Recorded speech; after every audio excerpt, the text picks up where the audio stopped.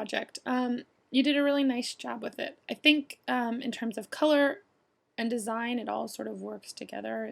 It's visually very appealing, and it sort of fits together very nicely visually.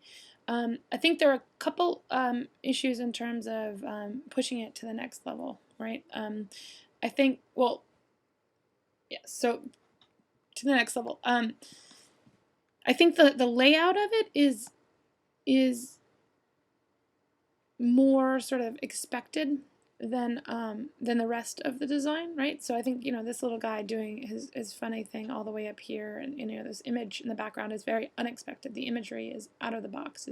You're thinking sort of in another, you're being inventive, I guess.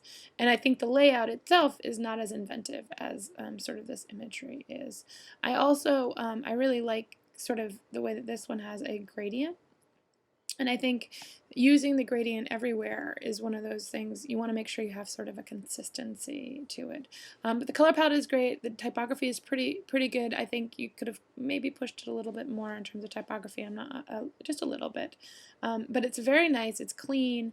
And it sort of says the messages. I think because of the blue and the orange, it says active more than sort of unique and free-spirited.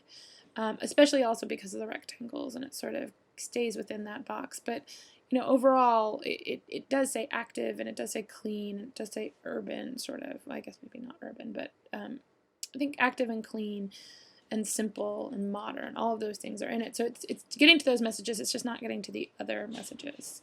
In terms of skills, all your skills were great. The only skill that had an issue were your file naming structures.